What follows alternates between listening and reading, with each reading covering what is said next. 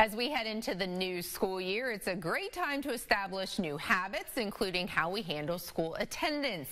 Here to talk about the importance of having kids in school every day is Dr. Ashley Stevens with Cabell County Schools. Thanks so much for joining us once again. Yes, thank you for having me. So this is an important topic, and it's kind of a tricky one for kids to understand. We as adults understand why it's important. Yes. How do we know why is it so important to get there every day? Kids can't learn if they're not there. Yeah.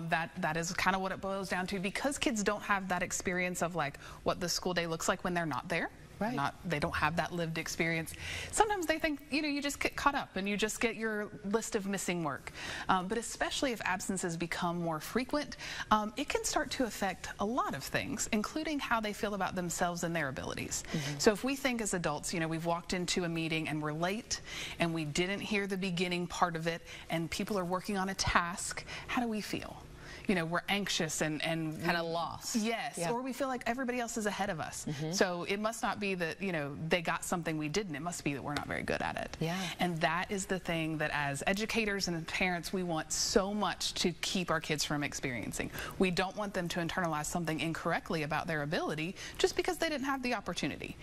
So when you think about, like, it's just a half a day or it's just a few days or whatever, I want you to think about that lived experience for your kid and the anxiety of walking in late and trying to catch up, or showing up the day after something has happened. Of course, our teachers do a great job to make sure kids get the instruction, but it's different than, if you're there and if you're a part of the whole process and the practice and all the kind of like fore-learning before they're asked to present tasks.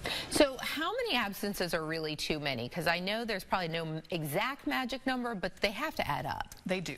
And the standard by which we are held is 18 out of 180 days. That's 10%, represents chronic absenteeism. Okay. And y'all know I always will tell you about the nerdy research. So here this it is very interesting to me because it makes sense when you see it this way. Absolutely. So as students experience chronic absenteeism, so if they miss more than 10% of the school year, there are a lot of indicators in terms of their long-term success that we've had time to look at.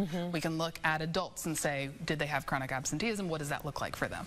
And it can be things like not having that work ethic to show up to work every day. Those habits that make us successful, employed adults. If we don't build them, then they may not have them, which can lead to higher rates of poverty. It can lead to greater likelihood of, dealing with incarceration types of things. But more than anything, they miss a lot of learning deadlines. So it's not all doom and gloom, but they may miss their milestones. They may feel that they're behind. And so just making sure that they have what they need and they have that time kind of in the seat to take in all of the education that they're going to need is really, really important. We look at reading by 3rd grade, so we're talking about absences at the kindergarten through level 2, and that is a big indicator of success and dropouts. So we need them there so we can get them to that that threshold so that they're reading on grade level at 3rd grade, because those that aren't face a greater likelihood of dropping out, and that of course impacts their success and their options afterwards. Okay. So when should you really miss school? When is it okay to keep that child home? Or, absolutely.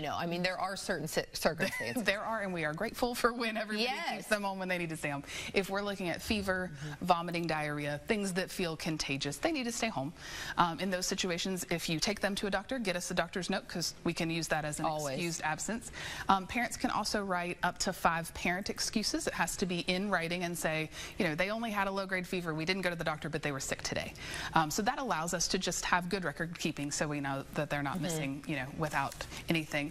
Also, if you are going on an educational trip, so let's think, we want to go out west, and the only time we can do it is, for a long weekend during school. If you're going to be learning and doing things, if you're hitting museums, you're talking about geography, stuff like that, parents can apply for educational leaves also for students, not for very long, but you can have some excuse time for that if you are doing a learning thing. Trips do support education. Absolutely, they are educational. There's a lot of places to learn, and we know all about what happens in a school building, but we also know that there's a lot of great authentic learning that happens when families are engaging with their kids outside of the classroom. And so if there is something like that, certainly take advantage of that. You have to let the school know for about 2 weeks ahead of time, and they certainly have the option of approving or denying it. Sometimes we can go to an amusement park, and it may or may not be a physics lesson, but we're excited that as families are taking advantage of those learning opportunities, that we do have a system to kind of honor that and keep those absences from hurting their kids. And I know these are things that more so the adults tend to understand a little better Yes. than the kids. Never will fully understand all this, but that's why we're here as adults. Yes. Absolutely. That's why we have to be the heavy. Yes. We have to make sure that we're following through. And a lot of it has to do with just modeling that behavior of, this is part of what we do. Sure. I have to go to work, you have to go to school, and this is how we make sure that everybody's getting what they need and we're developing appropriately. Okay. Dr. Ashley Stevens, thanks so much. Yes, thank you for having me.